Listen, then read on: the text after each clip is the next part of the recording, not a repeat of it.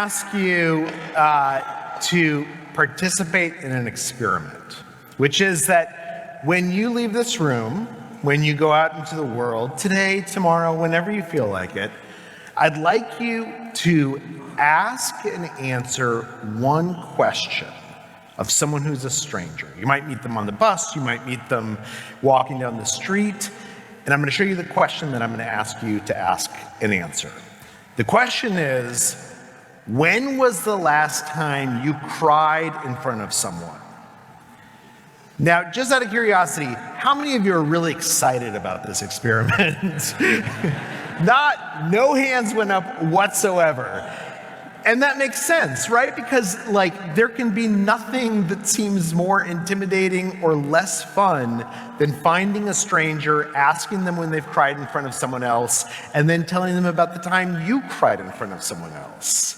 But I'm going to try and convince you over the next few minutes that this experiment is not only worth doing, it's worth doing whenever you can, because it will make your life better. And to explain how I got to this, I have to tell you a little bit of a story about me and my wife. A few years ago, we got into this bad pattern. We've been married for 20 years, but I would come home from a long day at the office. I was a reporter at the New York Times at that point, and I would start complaining about my day, about how I'm not appreciated enough. And my wife, very reasonably, would offer me some great advice. She would say something like, why don't you take your boss out to lunch and you guys can get to know each other a little bit better? And instead of being able to hear her, I would get even more upset. And I would say things like, why aren't you supporting me? You should be outraged on my behalf. And she would get upset because I was attacking her for giving me good advice. This was not, anyone ever have an experience like this? It was not in a good situation. And so I went and I started talking to researchers who were studying communication. I asked them, why am I getting into this pattern? And they said, well, you're making a mistake. We're living through this golden age of understanding communication, really for the first time, because of advances in neural imaging and data collection. And they said, one of the big things that we've learned is that we tend to think of a discussion as being just one conversation, right? We're talking about one thing, my day, or the kids' grades, what to have for dinner. But what they said is that actually each discussion contains many different conversations. And in general, these conversations tend to fall into one of three buckets.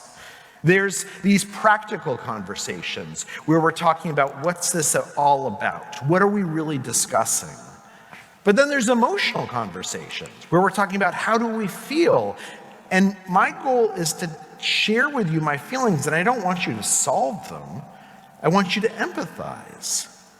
And then there's conversations that are social conversations about who we are, the social identities that are important to us, how we relate to each other, and how we relate to society.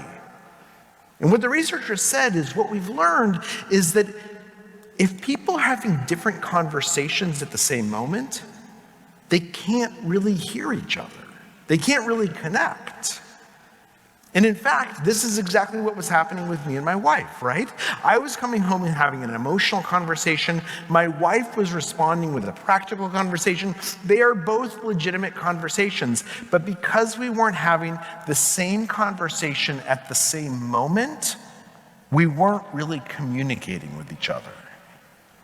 And within neurology and psychology, this insight is known as the matching principle, which says that successful communication requires recognizing what kind of conversation is occurring and then matching each other.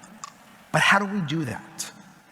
Well, in schools, they've actually taught teachers to do this. If you are a school teacher, and you'll probably learn at some point that if a student comes up to you with a problem or they want something they want to talk about, you should ask them, do you want to be helped? Which is a practical conversation. Do you want to be hugged, which is an emotional conversation, or do you want to be heard, which is a social conversation?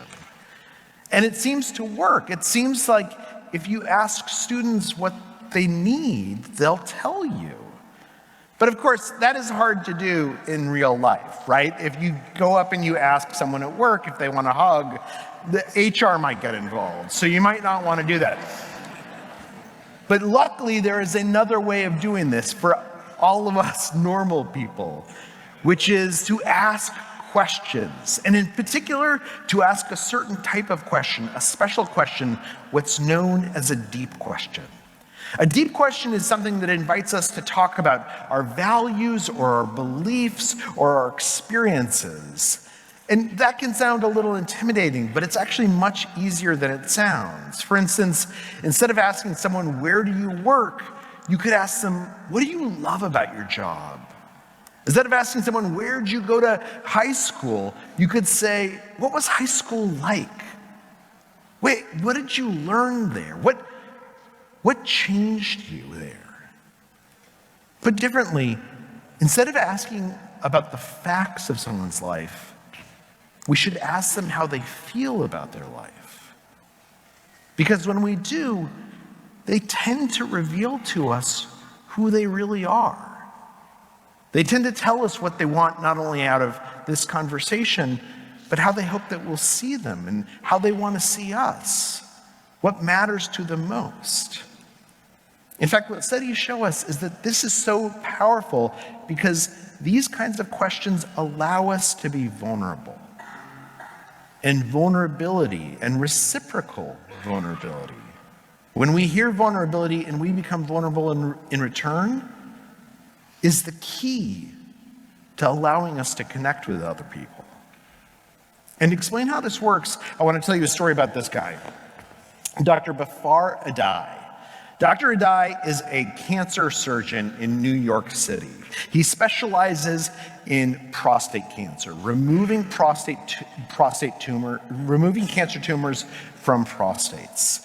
And he has this kind of interesting job because every single day a patient will come into his office asking, he thinks, for medical advice. And what he will tell them is, you should not get surgery. The prostate is located so close to the nerves that control urination and sexual function that it's a relatively risky surgery.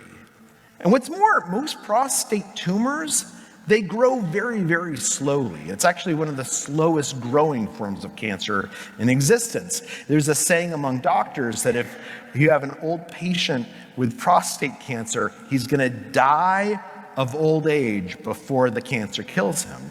And so Dr. Adai would have these patients come in and he would tell them, look, I don't think you should do anything. In fact, I think you should do this thing called active surveillance. What we're gonna do is we're gonna take a blood sample every 6 months. We're gonna do a biopsy every 2 years. And if the tumor seems to change, we'll do an MRI. And if we have to, we can do the surgery.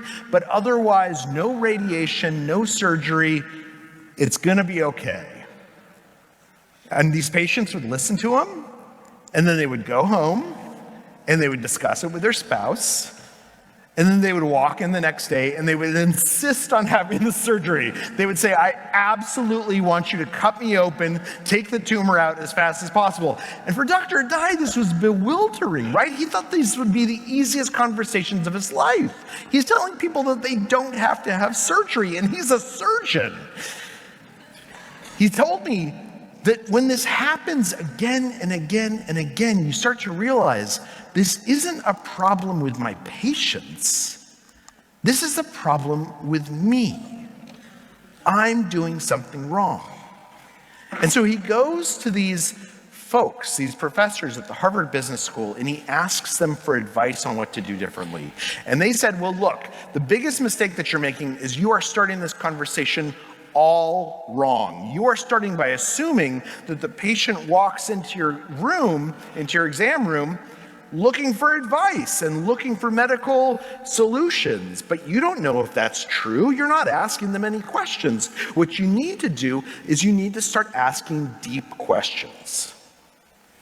So 2 weeks later, after having this conversation, a 62-year-old man comes into Dr. Adai's office for the first time. He had just gotten his diagnosis of having prostate cancer. And Dr. Adai, instead of giving him advice, instead of telling him what he ought to do, he asks a question. He asks the question, what does this cancer diagnosis mean to you? And the man starts talking, and he starts talking about how His father had died when he was 17 years old. And this had just been so hard for him. It had been so hard for his mom. And then he starts talking about his grandchildren and his fears for the world they're inheriting, what with climate change and everything else that's going on. Dr. Adai had expected this guy to at least bring up cancer, to at least mention mortality or pain, but it never came up. And at that moment, Dr. Adai realized, because he had asked this deep question, that this man wanted to have an emotional conversation. He wanted to talk about how do we feel. He needed to be hugged. And so Dr. Adai didn't actually hug him, right? But he did the verbal equivalent. And then Dr. Adai says, look, do you mind? There's some medical options I'd like to talk over with you. Is that okay? And they move into a practical conversation together, and within 7 more minutes, the man decides to do active surveillance and never looks back. Dr. Adai's patients overwhelmingly now opt for active surveillance, his advice, because of this approach. And the thing is, we can do this in any conversation. It doesn't have to be an important conversation. It doesn't have to be life or death. We can always connect more and better and in a really profound way with the person that we're speaking to if we want to. Which brings me back to that experiment. So just to remind you what you're supposed to do, walk out of the room, find a stranger, ask them, when was the last time you cried in front of someone? And then as soon as they answer, you answer the question yourself and you tell them when you last cried. Let me just say, this experiment has been done thousands and thousands of times, most notably by a guy named Nick Epley at the University of Chicago. People hate this experiment. Nobody who participates comes in and is like, I'm really this is gonna be a great time. Instead, what they say is, I do not want to do this. This sounds terrible. But they're in an experiment, and they basically have to do it, right? They're in the room. They get paired with a partner. They go and they ask the question, ask and answer. And then Nick Epley afterwards asks them, what was that like?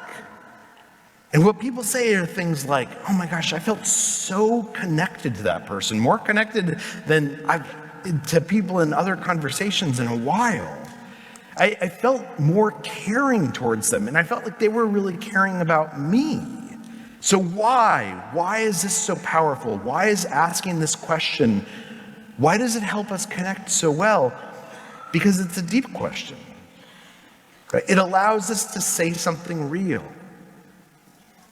And when we ask deep questions, we figure out which of the 3 conversations we're in, what we're talking about, what everyone really wants out of this dialogue. And that is how we connect with each other. We are living through a time of polarization and division. We have forgotten how to have conversations. But there's a science to it.